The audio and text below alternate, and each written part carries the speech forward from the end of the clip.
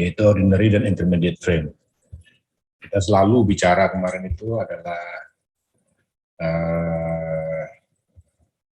yang full ductility ya.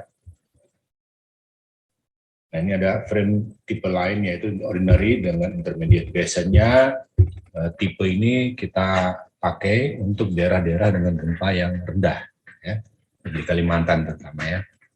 Tempat lain jarang.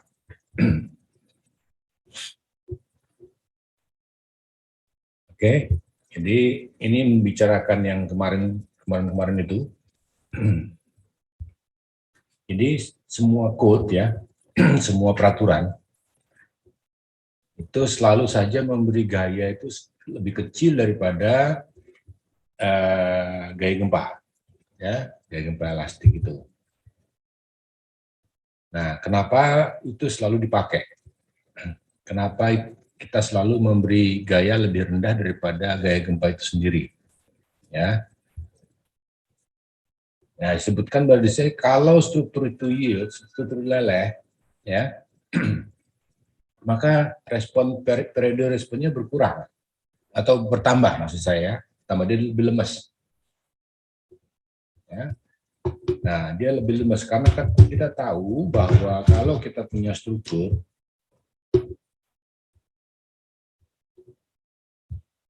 ya,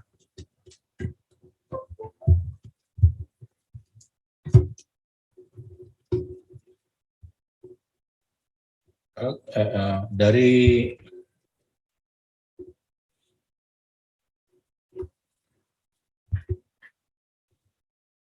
respon spektra kita tahu bentuk respon kita kan gini ya.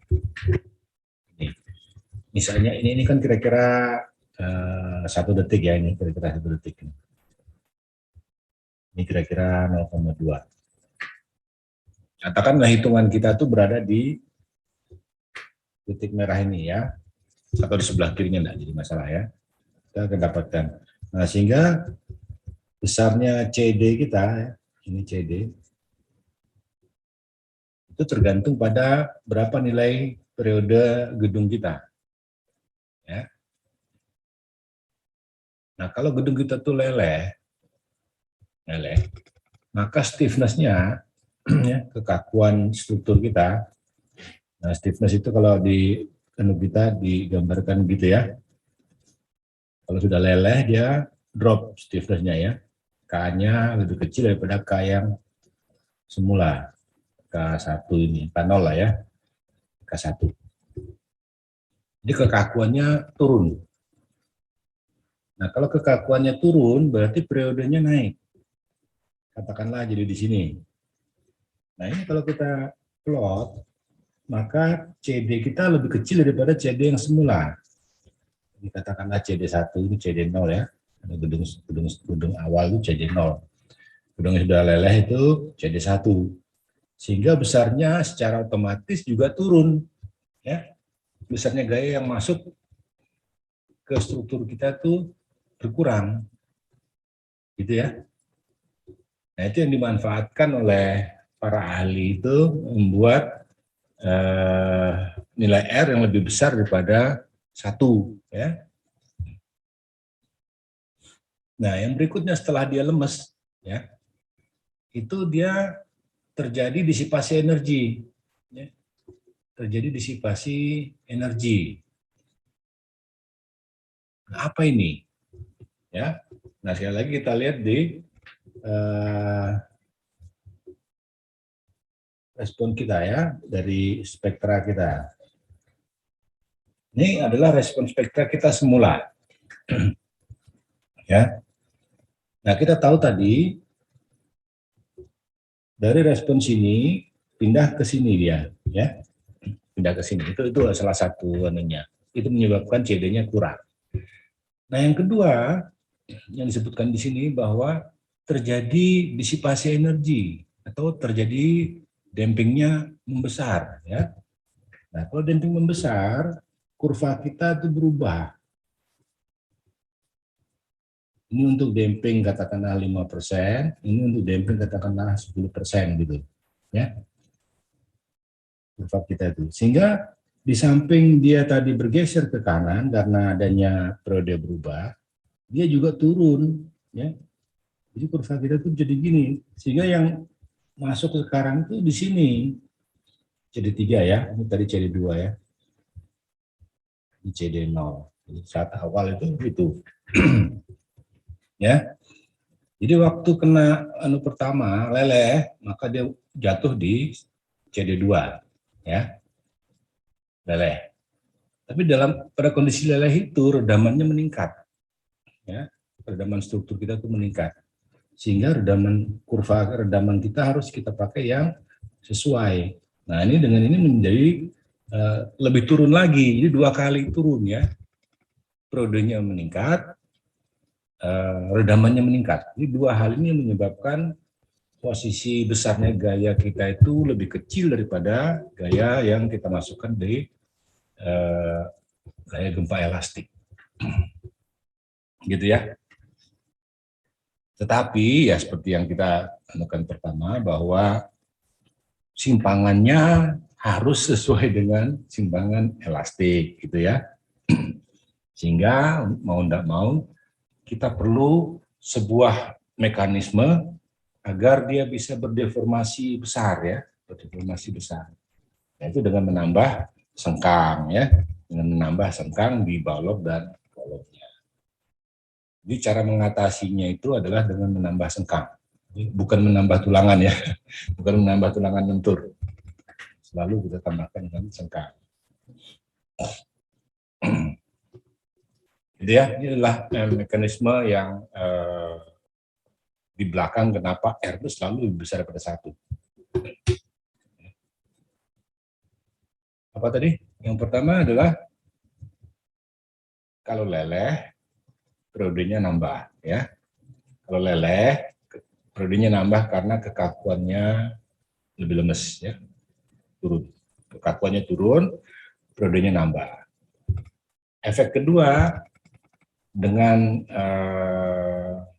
pelelehan ya, maka dampingnya meningkat, redamannya meningkat, gitu ya. Nah, 2 efek itu yang menyebabkan besarnya gaya gempa yang masuk ke struktur itu sebenarnya berkurang.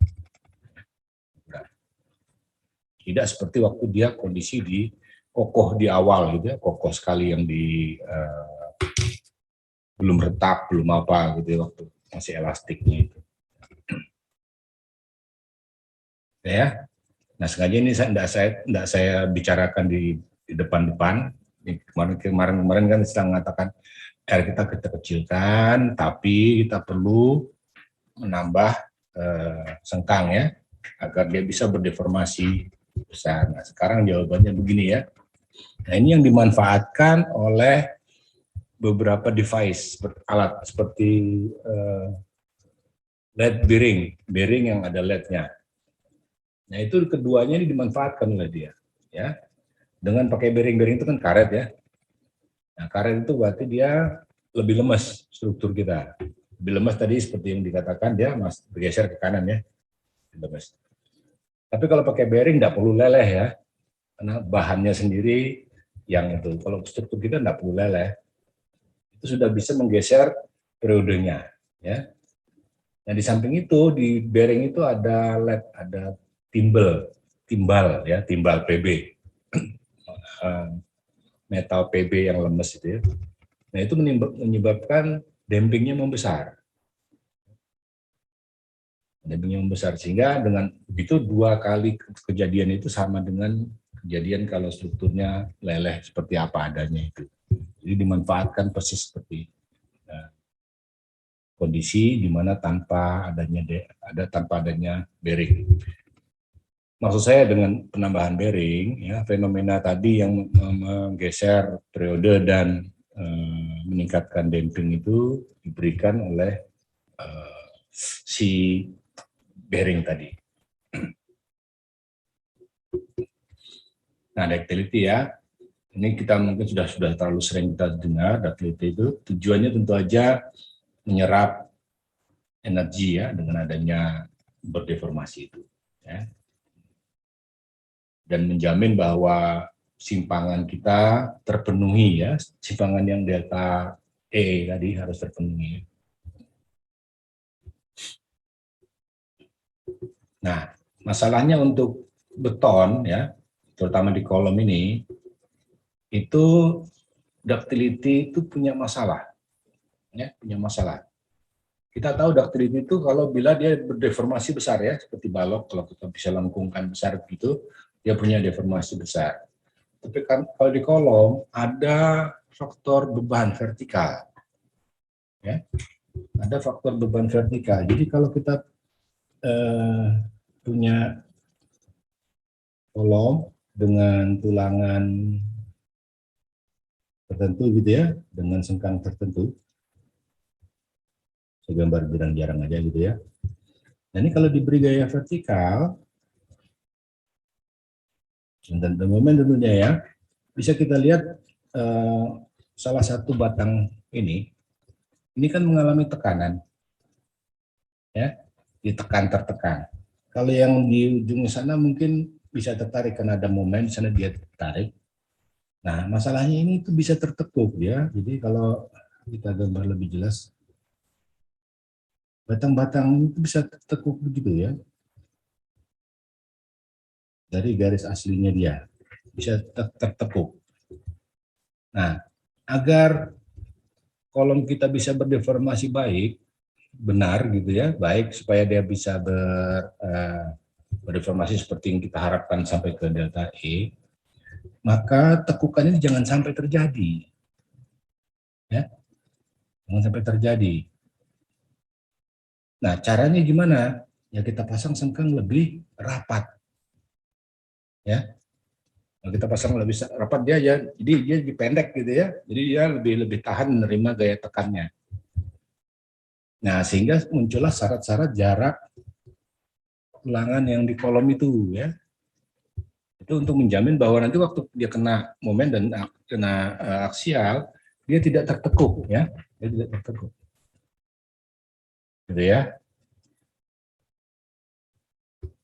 Itu untuk kolom. Kalau balok nggak jadi masalah karena balok dominan itu adalah yang tariknya ya. Jadi kalau untuk di balok syaratnya hanya supaya jangan sampai bidang geser itu tidak ada yang menahan ya. Jadi paling tidak kita pasang dua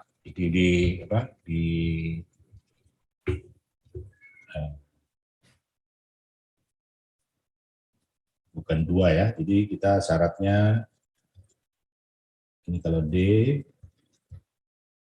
kita syaratnya kan S0-nya adalah D/4 ya. Jadi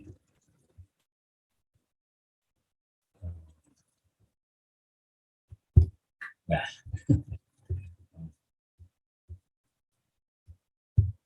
di D/4 itu gitu. Jadi yang terpotong minimum ada 3 ya. Tiga sengkang terpotong minimum. Nah, kalau dia untuk ordinary nanti ya, itu hanya 2 karena S0-nya itu D/2 ya. Begini saja. Jadi kalau ada sudut geser 45 derajat, itu paling tidak ada 1 tulangan terpotong. Ya. Tapi kalau untuk yang full ductility, paling tidak kita punya 3 yang terpotong tulangannya ya. Nah oke. Nah ini review aja yang sudah ada di tempat kita. Jadi kategori desain kita, kategori gedung itu ada yang namanya ordinary moment frame ya, di bab 18.3 peraturan kita. Jadi kalau saya lihatkan 18.3 itu ya, sistem rangkap memikul momen biasa, ordinary frame.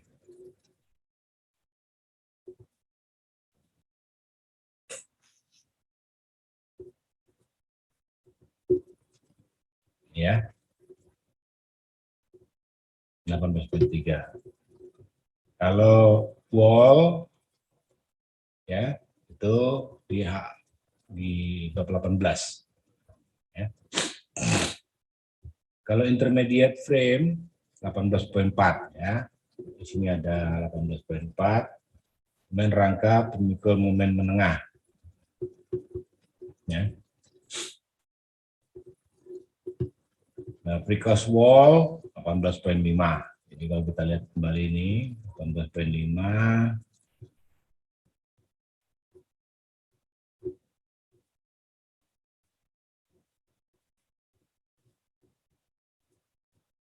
Ya, dinding struktur beton pracetak menengah precast ya.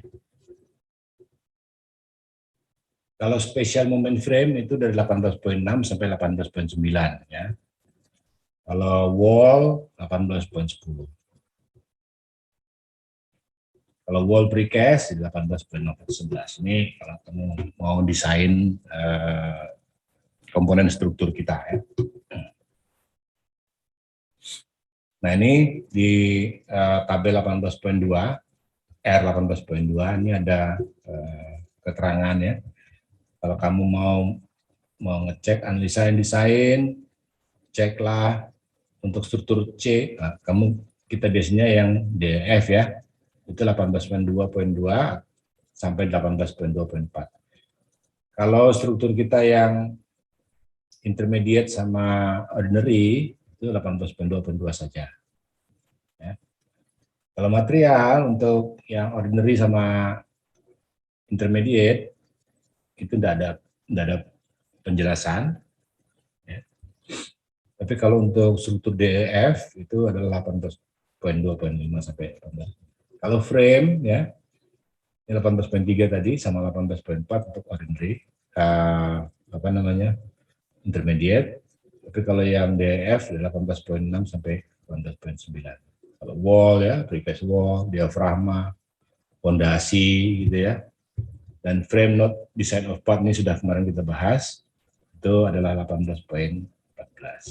Untuk anchor 18.2.3 dan sama nih ya, dua-duanya 18.2.3. Jadi bisa kalau mau jujuk ya, kalau saya mau desain frame untuk struktur SDE misalnya gitu, maka kita bisa lihat bab-bab yang berkaitan.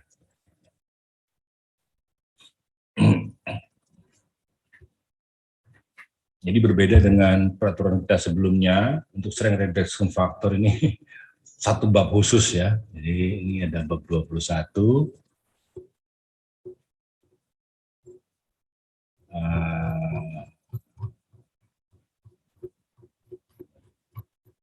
Panjang nih ke bawah.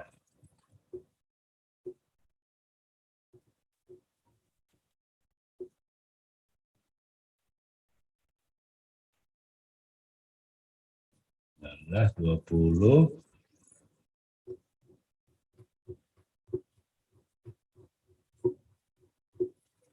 Nah, 21 ya.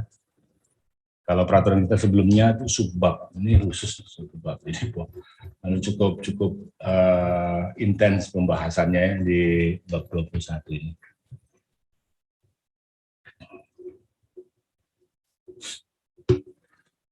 Nah, kalau beton biasanya kita ambil antara 21 MPa minimum, untuk yang lightweight minimum 35 MPa. Ya. Kalau 20 ke bawah gimana? Itu kita kategorikan non-struktur ya, non-struktur. Non-struktur di mana bisa dipakai? Ya, masang tembok, gitu ya, masang tegel, paving depan ya untuk jalan kendaraan, ngecor untuk untuk kendaraan lewat gitu-gituan ya. Itu non struktural. Tapi kalau untuk gedungnya sendiri harus di atas 21. Ya. Banyak alasan. Kamu cek di SNI kita. Salah satunya itu adalah kekekalan. Jadi kalau di bawah itu gampang dicecel ya, gampang dicecel. Jadi kalau kita keruk pakai sendok gitu aja terkupas ya, kalau yang di bawah 20 itu. Jadi harus kekal nakal itu apa ya? Tangguh lah ya, cukup tangguh lah dia. Jangan gampang dikacaukan oleh orang. Nah, untuk bahan ya sekarang kita hanya punya 2 jenis kekuatan ya. Tidak seperti dulu. Dulu ada 240, 300, 320, 390 ya, 400, 450 dan sebagainya. Banyak sekali dulu itu. Kalau sekarang ada 2 saja, yaitu 280 dan 420. Ya. Jadi yang di atas 280, yang 300, 320 jangan kita sebutkan dulu itu maksudnya ke 280 ya. Jadi kalau ada hasil tes misalnya muncul 320, itu kategorinya adalah 280 MPa. Ya. Dan FY-nya tidak boleh lebih besar daripada 125 dari target kita. Ya. Jadi misalnya target kita 280, terus dia lebih dari 125, berarti kan masuknya ke 400 ya. Ya. Coba kita jumlahkan, 280 tambah 125 itu berapa? 405. Ya.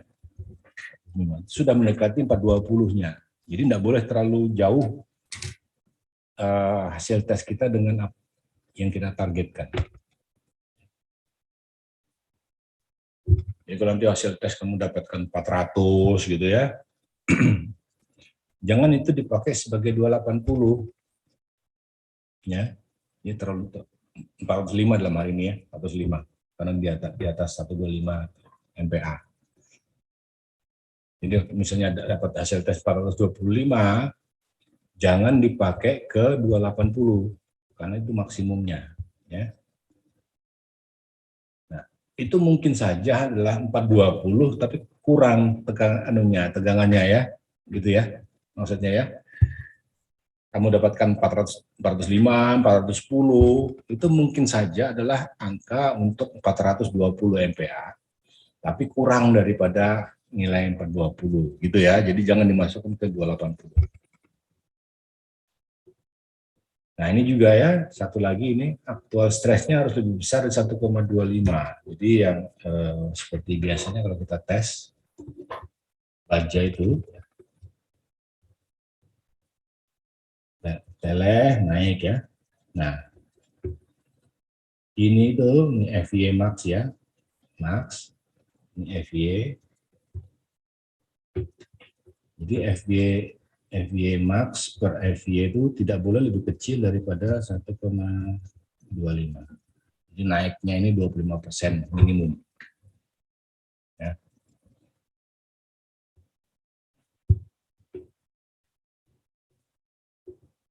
Nah, sedangkan untuk confinement, ya, ingat ini confinement ya. Jadi kita boleh sampai 700. Tapi untuk sengkang yang nahan geser itu cuma 420 maksimum. Padahal sama-sama tulangan sengkang. Begini, waktu kita ngitung geser, ya, hitung geser ada gaya geser, itu maka FY-nya maksimum 420. 420. Ya. Tetapi di peraturan kita itu kan ada persyaratan jarak sengkang, ya, luas tulangan sengkang, dan sebagainya ya. SH per S. Nah, itu boleh pakai 700. Karena dia tidak menahan geser itu. Itu adalah untuk mengekangi tulangan kolom. Ya.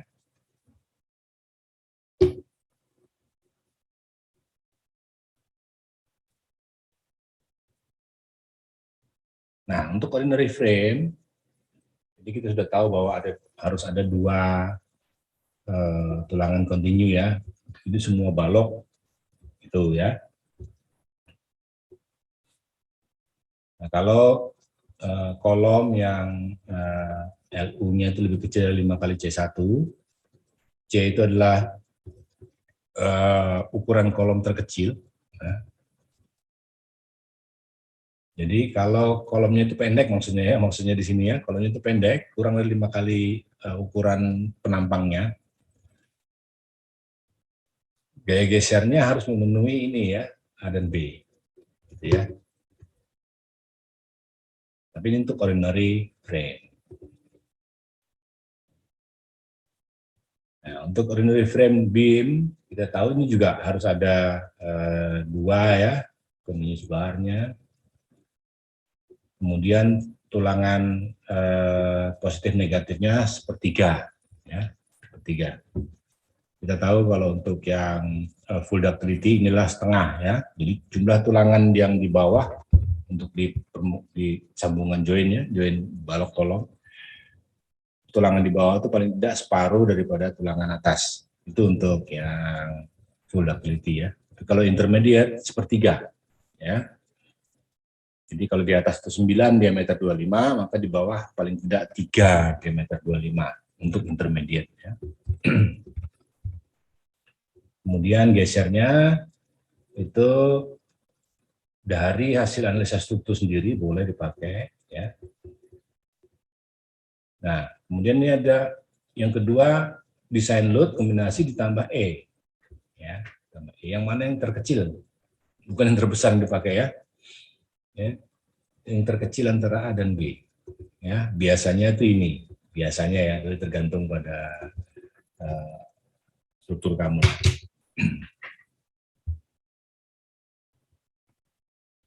Nah, di ujung-ujungnya gitu ya, di ujung-ujungnya paling tidak 2H. Ini sama seperti yang kita yang jadi ada misalnya ada balok, ada kolom. Tuh. Nah, ini sejarak 2H ya, 2 kali tinggi balok. Maka sengkangnya D/4 gitu ya. Jarak sengkangnya ini. Sengkangmu yang sini ya, jarak S-nya.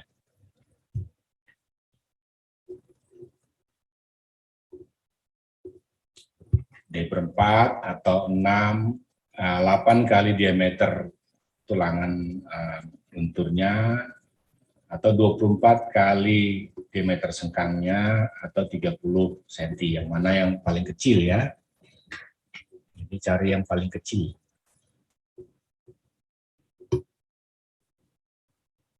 Sisanya ya, tadi kan D/2 di ujung sana ya. Jarak D/4 tadi. Sisanya di antara tengah-tengah itu tidak boleh lebih daripada D/2. Ya. Nah, ini syaratnya enggak ada dia di apa? D/4 sama D/2 untuk di ordinary enggak ada ya. Di intermediate ada. Dan ini juga mirip dengan yang full ductility ya, D/4 juga. Nah, kalau gaya aksialnya lebih besar daripada 1/10 kapasitas penampang, maka gaya gesernya harus dihitung sesuai dengan pasal-pasal ini ya, 18.2.4, 18.4.2.5.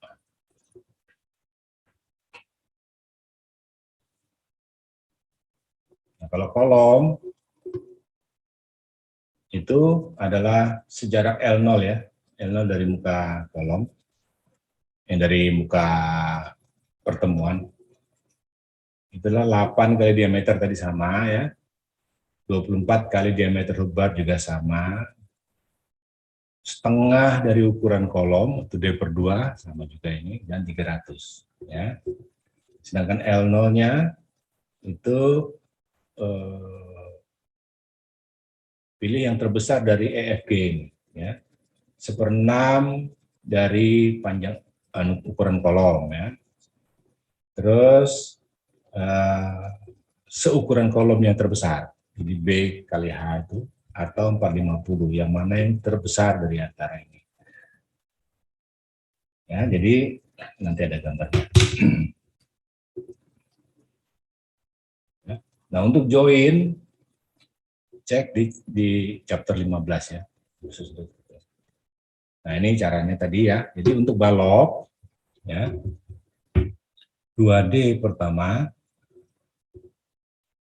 2D di muka kolom, Jarak sengkangnya tadi yang sudah disebutkan adalah D/2 ya, atau 8 dB atau 24 kali D sengkang atau 300 mm ya. Yang mana yang menentukan. Sengkang pertama akan berjarak 5 cm dari muka kolom maksimum ya. Maksimum. Jangan berlebih. Gitu ya. Kemudian untuk kolom ada L0 ya. Nah, L0 dipilih sejarak 1/6 dari ukuran tinggi kolom ya. Terus seukuran dimensi kolom atau 450 yang mana yang menentukan ya nilai L0 itu sendiri ya.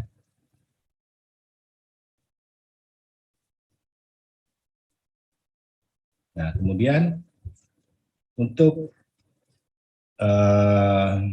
join ya, maka luas tulangan joinnya adalah 0,35 bws per FYT ya. Ini minimum. Nah, di samping itu tulangan sengkang yang tulangan lentur ya, tulangan lentur yang di bawah paling tidak 1/3 dari tulangan lentur yang sisi atasnya. Kalau full ductility kan setengah ya, kayak yang kemarin itu. Nah, untuk splice di sini ya, splice ini juga splice untuk kolom. Ingat, splice itu nanti ada tulangan spesial ya. Nanti kamu baca di itu. Jadi ini paling tidak jarak ada S0-nya itu kira-kira 10 cm ya. 100 mili minimum.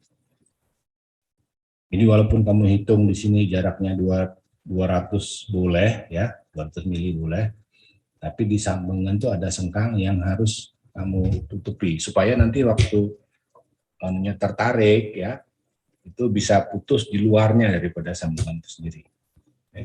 Juga sama, yang di kolom sebelah bawahnya juga ada. Silahkan lihat di kita, SNI kita, gambarnya jelas di sana ya.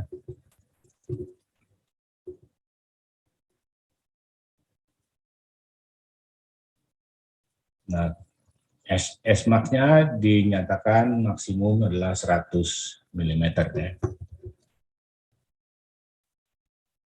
Oke. Tapi ingin perhatikan ini intermediate ya.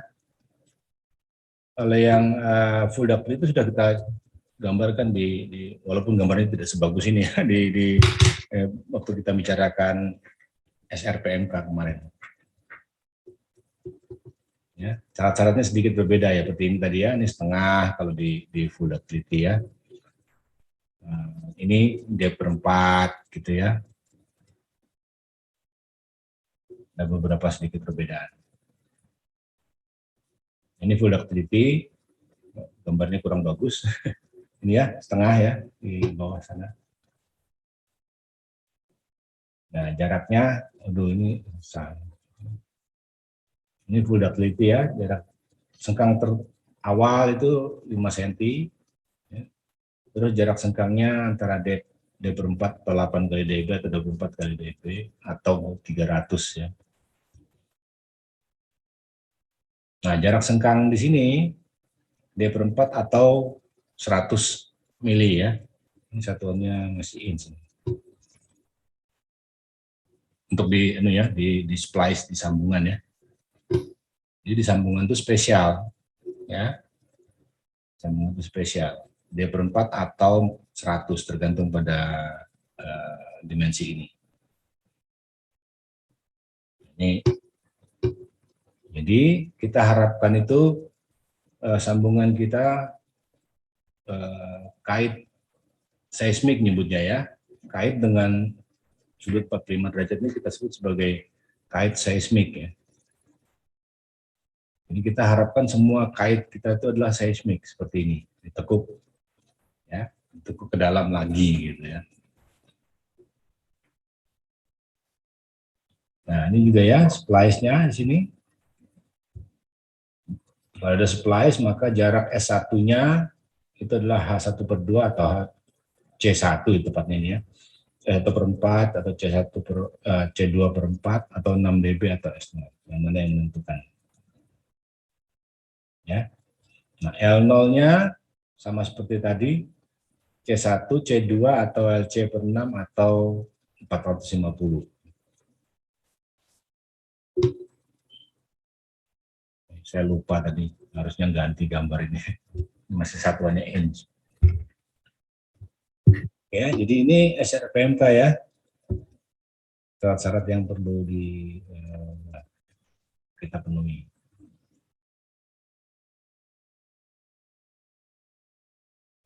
Nah, untuk persyaratan tambahan di peraturan kita yang baru, kalau P-nya itu ya P aksial ya, itu lebih besar dari GFC aksen, lebih besar dari 30% kapasitas kolomnya, ya, maka setiap satunya ini harus ada sengkang, ya, harus ada tambahan sengkang.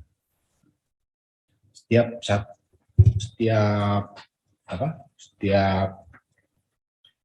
tulangan tulangan memanjang, ya, itu harus dipasangi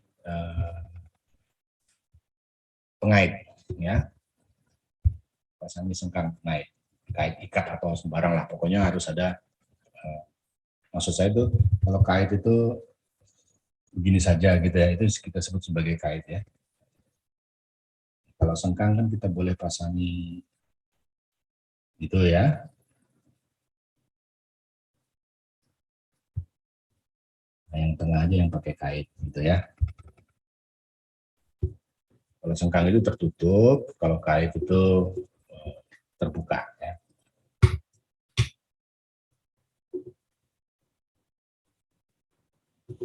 Nah, ini masalah lapangan, tapi kamu harus tahu sebagai desainer ya. Jadi special moment frame itu sangat dipengaruhi oleh detailnya dan pemasangan di lapangan ya. Jadi kalau pemasangan lapangannya ngawur, maka apa yang kita harapkan dari hitungan itu tidak tercapai ya. Jadi berperilaku seperti yang tidak seperti yang kita harapkan. Nah, contohnya ini ya. Jadi ini ada kolom, ada balok, sananya ada 4 balok temu ya, artinya 2 balok yang terus-menerus gitu ya. Nah, ini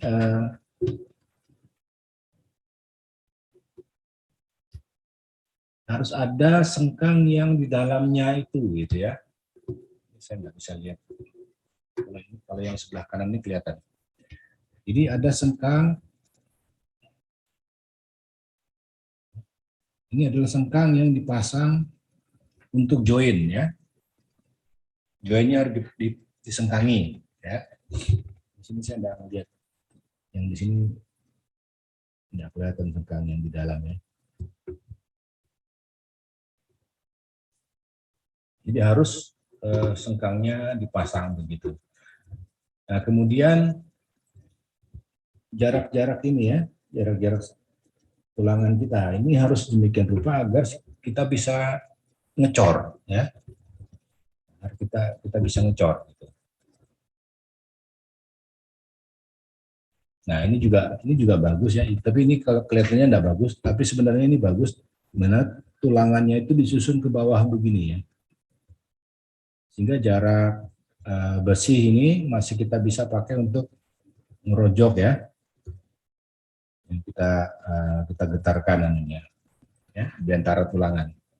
Tulangan ini, tulangannya kan lapis ini ya. Sini ada, di belah bawahnya ada juga gitu.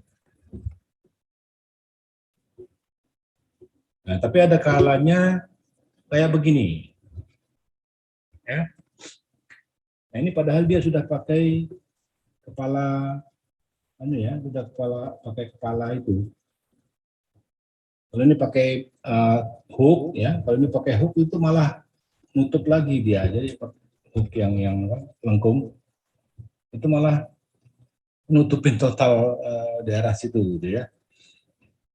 Nah, untuk ini cara ngatasinya itu bisa kamu buat, ya, tulangannya kamu tingkatkan mutunya, atau betonnya kamu tingkatkan mutunya, agar nanti jaraknya ini berkurang. Ya. Tapi kalau sudah tidak bisa, artinya ini tulangan sudah 420 ya, beton misalnya mutunya sudah 50 atau 60, sudah tidak bisa ngapa-ngapain lagi. Maka caranya ini adalah pakai flow concrete ya. Gitu ya. Pakai flow concrete atau SCC kalau mau ya, SCC. Kalau SCC kemahalan pakai flow aja ya. Nah, begitu juga yang sebelah kanan sini ya. Tapi ini masih lebih bagus daripada yang sebelah kiri nih. Jadi yang sebelah kanan ini mungkin flow aja udah cukup ya, enggak perlu SCC. Kalau yang sebelah kiri ini rasanya ini perlu SCC rasanya ya. Kita enggak bisa ngapa-ngapain lagi. Tahu kan SCC ya? Ya. Yang beton enggak perlu dirojok lagi, ditaruh gitu aja dia sudah ngacir sana sini gitu ya, udah flow sama sekali. Jadi ada beda ya flow sama SCC ya, tapi terkadang orang itu gabungkan ya. Kalau flow itu adalah selamnya besar ya, selamnya besar. Jadi dituang tapi tidak seencer SCC. Ya. Masih ada perlu penggetaran sini sana sini sedikit lah. Kalau SCC itu udah usah digetarkan ya, tuang gitu aja dia akan mengisi semua tempat.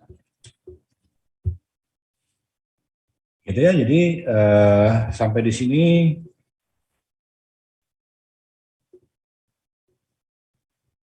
hari ini selesai. Ada yang mau ditanyakan? Bisa bertanya, Pak. Ya Mas Hendra, suaramu hilang putus-putus. Tes, apa sudah terdengar, Pak? Tes. Putus-putus Mas. Putus. Ya coba ngomong. Tanya ini sih, Pak, yang terkait splice tadi. Ya. Saya masih bingung, Pak. Maksudnya kenapa kok penempatan splice misal kayak tadi ada di tengah bentang gitu kan, Pak, yang malah dia tuh kena momen maksimum gitu loh, Pak. Sedangkan dia kan splice-nya kayak sambungan, itu adanya si splice ini karena apa gitu, Pak? Karena panjang penyaluran atau gimana gitu, Pak? Udah itu aja sih, Pak. Terima kasih, Pak. Ya. Jadi splice itu sengaja malah ditaruh di tengah, Mas. Ya. Kenapa? Kalau kita lihat nanti akibat gempa, terutama akibat gempa ya. Kalau akibat sama juga kalau akibat gaya statik, gaya gravity, itu momennya itu begini, Mas. Nah, jadi dia momennya paling kecil. Jadi bukan seperti yang kamu katakan dia paling besar. Dia momen paling kecil, Mas. Ya. Nah, maka dari itu kita pasang di situ, ya, pasang di situ, agar nanti waktu momen, ya, terjadinya momen, tegangan terkecil di situ. Sama juga untuk yang balok, ya.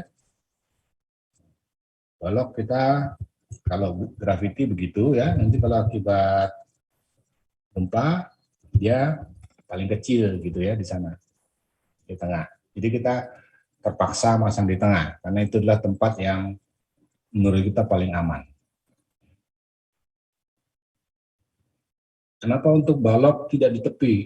Tepi masalah besar ya, memang kita tahu di tepi, di tengah itu waktu gravity dia terbesar ya, di tengah itu. Tapi nanti waktu kena momen, dia tidak terbesar lagi, yang terbesar adalah di tepinya ya, di tepi kiri kanan itu. Sehingga ya terbaik di tengah untuk balok ya. Mau enggak mau begitu maksudnya ya. Daripada kita taruh di tepi nanti kena beban gaya gempa bolak-balik, lebih masalah ketimbang kita taruh di tengah. Nah, kalau kolom jelas ya, kalau kolom itu pasti dia paling kecil. Ya. Nah, terus kenapa dia disengkang khusus? Nah, ini Mas, kalau kamu tarik, ya, ini ada tulangan, ini kamu tarik, walaupun dibungkus beton ya, ini ada beton. Nah, karena ada efek apa namanya? Ada efek kelengkungan, ketidakserataan posisi gaya ya, satunya sebelah kiri, satunya sebelah kanan itu. Ini nanti robek Mas. Ada gaya yang membuat dia keluar gitu, ya, melepaskan dia satu dengan yang lain. Jadi kalau kita tarik ini cepat putus di sini nanti apa, betonnya yang kalah, ya. Nah, agar betonnya bekerja dengan baik supaya lekatannya dengan baik, ini kita kalau perlu kita bungkus gitu ya, pakai beton, pakai baja supaya dia tidak bisa lari kemana-mana. Itu maksudnya ya. Jadi tidak bisa lari kemana-mana. Artinya ke atas sama ke bawah seperti yang kita harapkan dia bekerja. Nah, tapi tentunya ini karena garis lurus begitu ya. Nah, kalau dia seperti di beton ini, nah kita harapkan dia ditahan sana. Yang penting yang keluar ya, yang ke dalam biasanya jarang terjadi. Artinya kalau beton tulangan itu mau lari ke tengah, kan ada betonnya ya, dia tidak bisa lari. Jadi ya, kalau keluar dia bisa, karena yang nahan yang bungkus betonnya kan tipis ya di sini ya. Jadi mau lari ke dalam tidak bisa karena dibungkus ditahan beton, lari keluar. Ada beton tapi sedikit, cuman sebesar apa namanya C cover kita aja ya, dia lari keluar.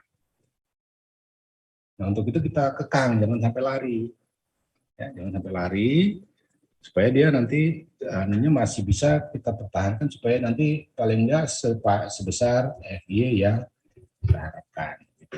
Jadi ini harus disengkang cukup rapat. Itu jaraknya ini tadi yang ya, satu ini ya. Itu alasannya kenapa dia disengkang ya, dan kenapa di tengah untuk kolom ya. Gitu Mas. Ada lagi yang lain? Terima kasih banyak Pak. Ada lagi yang lain?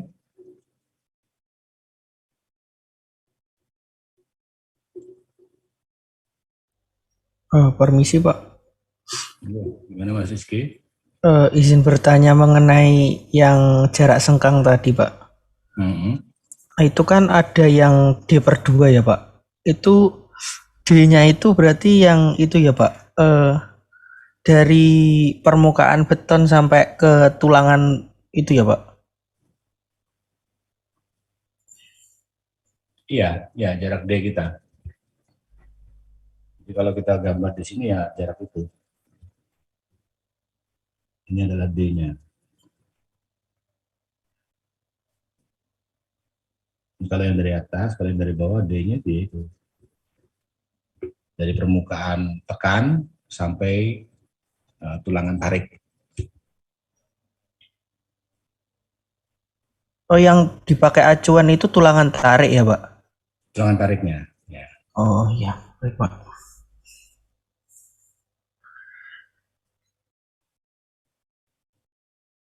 Oke, ada lagi?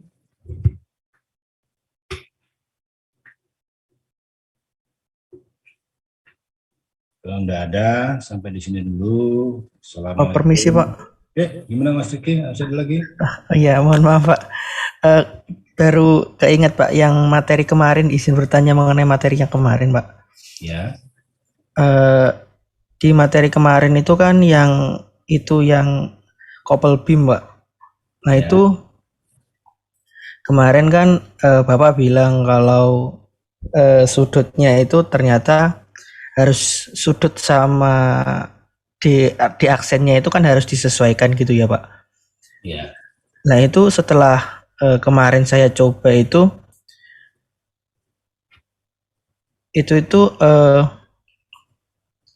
tulangannya itu jadi yang longitudinal itu jadi besar banget gitu Pak. Nah terus sama apakah di aksen itu enggak ada batasnya gitu Pak, dari permukaan beton yang itu bagian siku-siku itu, Pak. Ya, jadi sudut kamu dapat berapa setelah kamu gambar?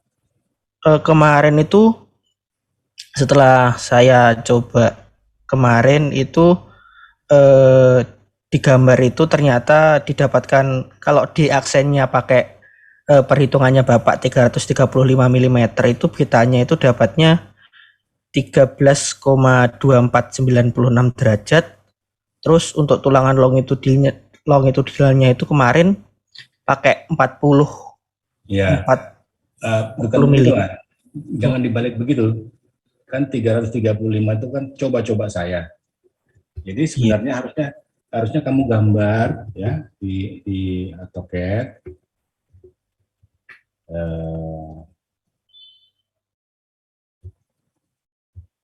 Ini aja ya.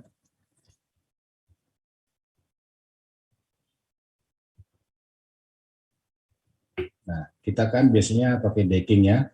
Katakanlah decking itu 2 cm lah ya.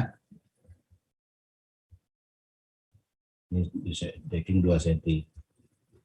Nah, ini ditarik dulu. Kita kan ukurannya 300 sudah salah ya. Ukuran Iya, kita Pak. kemarin 300 untuk tingginya. ya. Nah, itu Mas, ini sisa yang 3 yang 2 cm di sana, 2 cm di sana. Ini 300 di situ. Nanti baru cari sudutnya ini, Mas.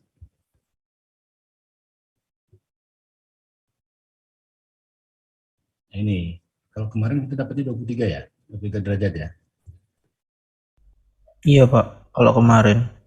Nah, kalau ini berapa dapatnya kamu? Saya enggak yakin lebih besar sampai 15 derajat kayak kamu itu enggak sampai rasanya. Ini paling 20 derajat paling. Atau 22 sih. Soalnya kemarin itu gini, Pak. Asumsi saya itu yang di pojok-pojokan itu yang bawah itu naik 335, yang atas itu turun 335, jadinya kayak landai gitu, Pak. Oh, jangan gitu. Gini ya, jadi nanti masangnya, ini kan tulangan Mas. Ini tulangan yang dipasang di dalam ya. Jadi jarak-jarak ini nanti ngikuti kita. Mana sih gambarnya supaya jelas nih?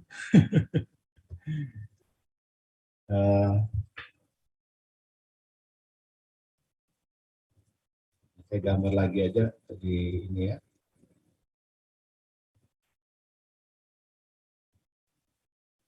Nah, ini kan sebenarnya ada tulangan Mas. Ya. Nah, ini kan backing kita. Backing kita ya. Nah, ini yang lubangnya. Ini lubangnya. Lubang ini. Nah, jadi tulangan pertama kamu yang itu bisa kamu taruh di sini, Mas. Nah, gitu. Ya. Nah, ini yang 300 kemarin. Yang perlu kamu cari itu kan sebenarnya ini.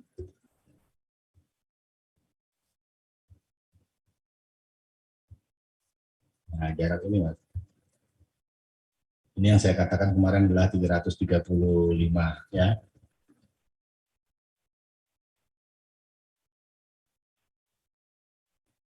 Gitu, Mas ya. Jadi jangan 300 kamu turunkan gitu, jangan ya. Nanti sudutnya kecil sekali, nanti gayanya muncul besar sekali, jangan ya. Ini turunkan dulu, tarik garis tulangan kita ini, turunkan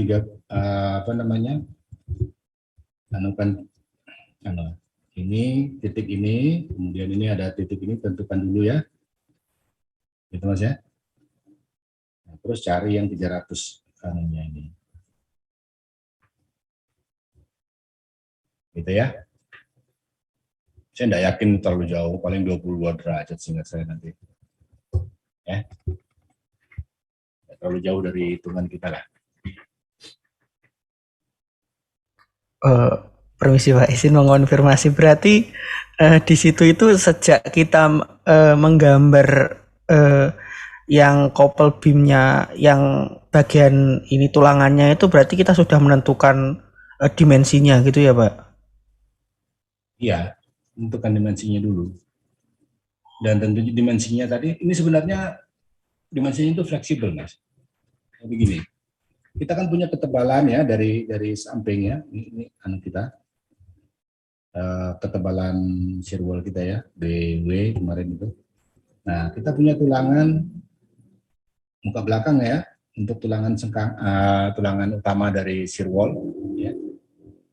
Dan masing-masing punya decking, misalnya 20, 20. Maka kopel kita ini bisa kita taruh di sana, Mas. Nah, gitu, di dalam itu. Ya, dalam itu.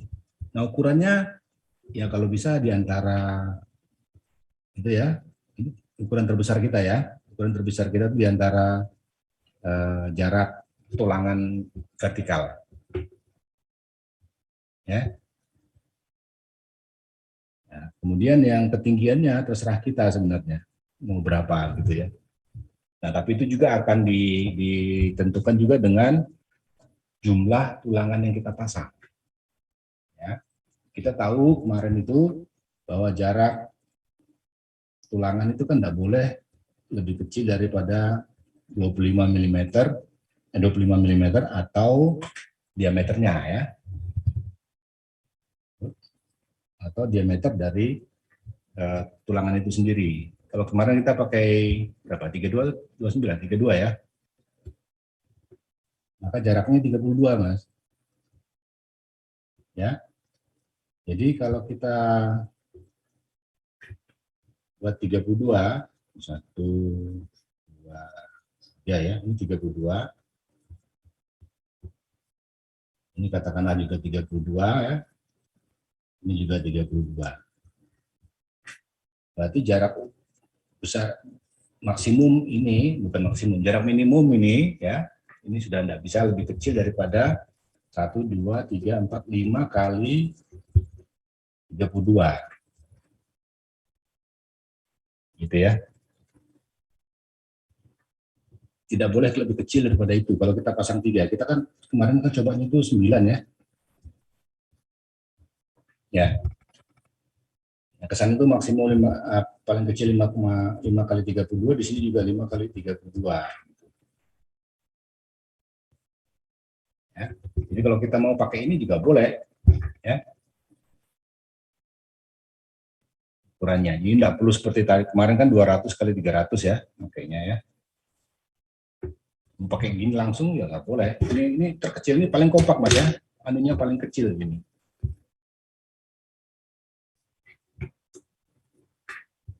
Ini yang kemarin 9B32 tulangannya.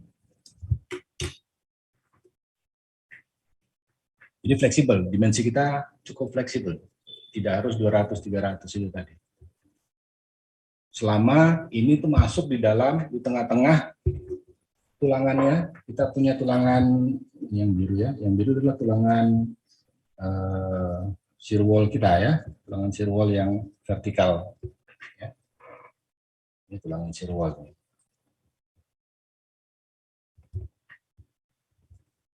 Ini juga nanti perlu jarak juga kan ya. Ini perlu jarak juga. Ini juga jaraknya ya 32 juga gitu ya. Gitu. Jadi selama ini masuk di dalam tulangan, jarak tulangan shear wall kita diperkenankan. Ya.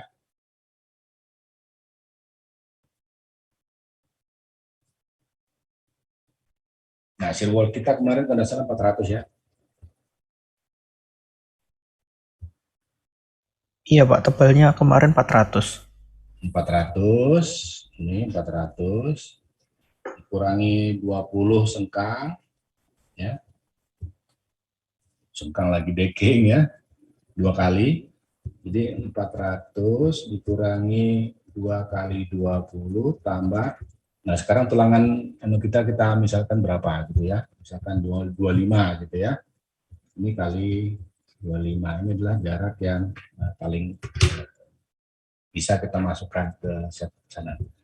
Coba kita hitung dulu, ini 400 kurangi 2 kali 20 tambah 2 kali 25. Oh, mohon maaf Pak, untuk tulangannya kan ada longitudinal sama transversal, Pak. Ya ini tulangan longitudinal 2 Oh. kali ya, tambah lagi ya, 2 kali 25. Iya. Tambah 2 kali 25 lagi.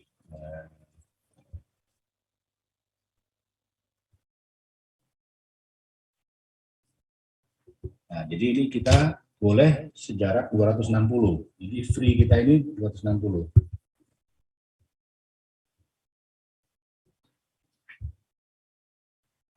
Ya, 260. Kemudian kita kan pakai 200 kemarin ya, yang ke arah lebar.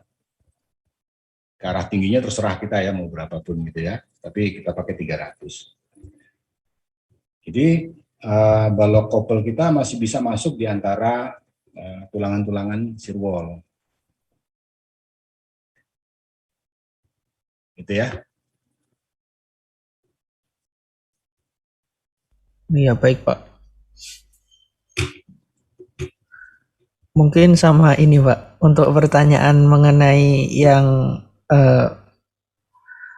tulangan longitudinal sama transversal waktu shear wall ini, Pak. Ya. Sama mau izin cross check untuk yang AGH itu AG dikali tingginya itu ya, Pak. Yang di ini loh, Pak. Di PPT Bapak yang sebentar. Izin share screen saja ya, Pak. Ya, silakan.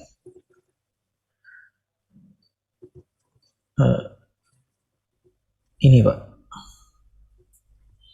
Jadi yang ini itu hanya itu H mana, Pak? Kalau ini kan flexural design ya, berarti kan tulangan kita vertikal. Iya, Pak. Nah, berarti hanya itu adalah sepanjang shear wall kita atau LW. Width. Oh, iya, yang lebar itu ya, Pak. Ya. Ini anunya, coba kamu keluar, Mas. Oh iya, baik, Pak. Mohon maaf.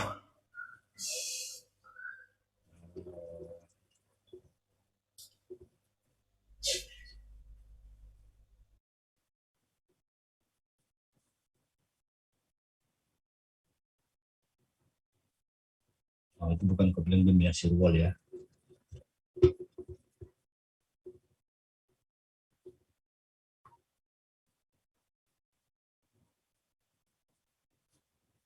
Nah, kalau kita pakai ini, Mas, ini kan tulangan, kita menulangi tulangan vertikal, ya, tulangan vertikal, sehingga penampang yang kita amati itu adalah kita kan memasang tulangan vertikal ini ya, gitu kan ya. Nah, sehingga yang namanya H di sini sesuai dengan momen kita ini, Mas, ya.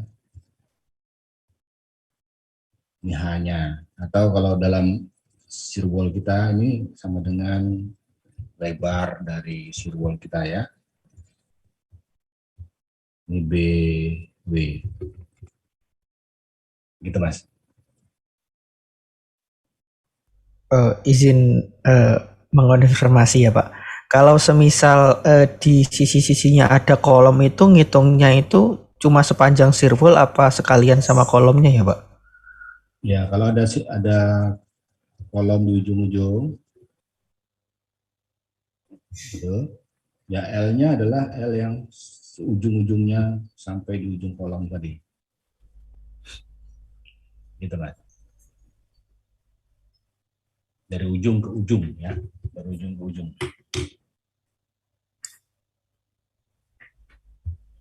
Oh ya, baik, Pak.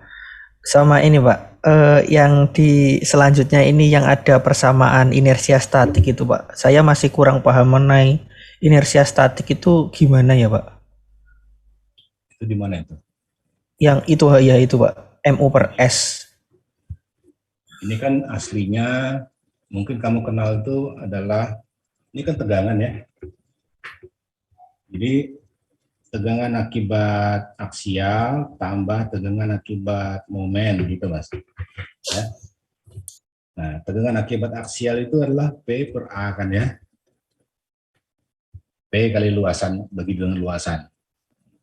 Nah, momen biasanya akibat momen itu M kali Y per I Mas. Halo? Iya Pak. Y itu kan yang separuh. Nah, kalau misalnya penampang kita ini, maka Y itu ini ya, separuh dari penampang itu ya. Iya Pak. I-nya kan 1/12 BH pangkat 3 kayak biasa itu.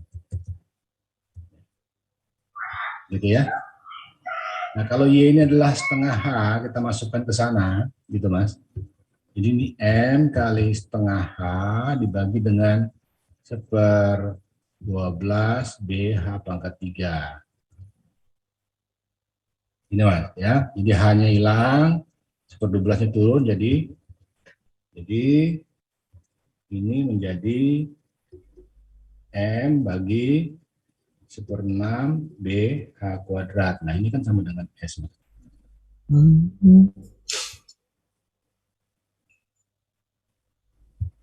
Oh ya. Ya. Iya. Kan BH kuadrat itu statik.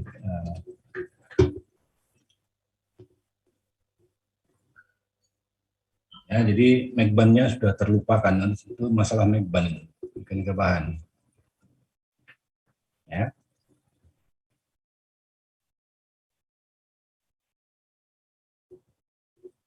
Oke, ada lagi? Pak, saya satu lagi aja Pak. Ini Pak, saya masih bingung yang kemarin materi kopling beam, yang D-aksen itu sebenarnya sketsanya gimana sih Pak? Saya kurang paham.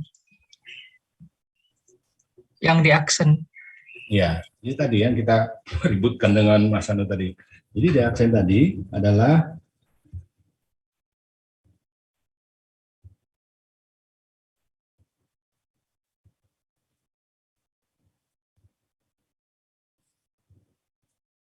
jarak antara ini Mas, ini ya, dengan tengah-tengahnya penampang kita itu, tapi di mukanya ini Mas, pertemuan. Nah, ini D-aksen Mas. Nah, saya minta gambar dulu ya, gambar dulu dapatnya D-aksen. Nah, ini juga D-aksen dari tengah ini sampai ke ini D-aksennya.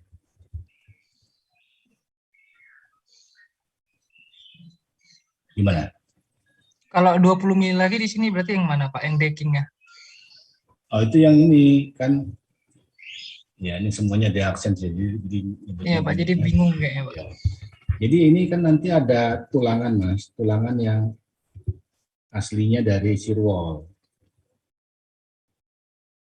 Ya, yang ini ya, yang ini sama yang itu gitu ya. Nah, jarak yang merah ini garis tulangan asli dari shear wall terhadap dinding tepi ini. Nah, ini kita sebut sebagai decking ya. Decking katakanlah 20 mili gitu ya. Gitu Mas. Ya. Nah, ini nanti yang 20 mili ini kita tepatkan ya. Ini kita hapus saja dulu. Kita paskan di situ, Mas. Nah, jadi deckingnya ya, jadi tulangan terluar dari kopel kita, ini kopel ya, itu pas di pertemuan decking kiri dan decking kanan di ujungnya ini, pas di sini Mas, ya. Ya Mas Noel, itu digambar. Nanti ini kita pasang tadi kemarin 300, yang sebelah sini juga ya disamakan dengan cara yang sama. Nanti dapat berapa kita nih decking yang D-aksen ya decking D-aksen decking yang untuk tulangan kopel kita ya. Enggak konsisten sih, tapi enggak apa-apa lah ya. Jadi, berarti kalau cara nyari alfanya itu ya berarti ya Pak, langsung tadi kan awalnya kan kita approximate langsung 1500 per 3525-nya Pak tanpa decking. Ya. Berarti sekarang tinggal yang 1500-nya dikurangi 2 kali deckingnya aja ya Pak? Betul, decking kita berapa, gambar dulu ya. Gambar dulu. Oh ya, dapatnya 22,50 sih Pak. Ya. Ya, enggak terlalu jauh ya. Iya Pak, tadi kemarin 23. Ya. Oh, Ya Pak, itu saja sih Pak. Oke, terima kasih Pak.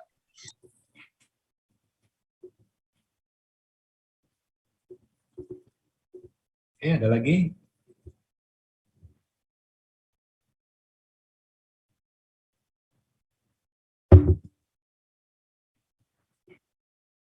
Oke, kalau tidak ada, Assalamualaikum warahmatullahi wabarakatuh. Kita ketemu lagi di hari Selasa.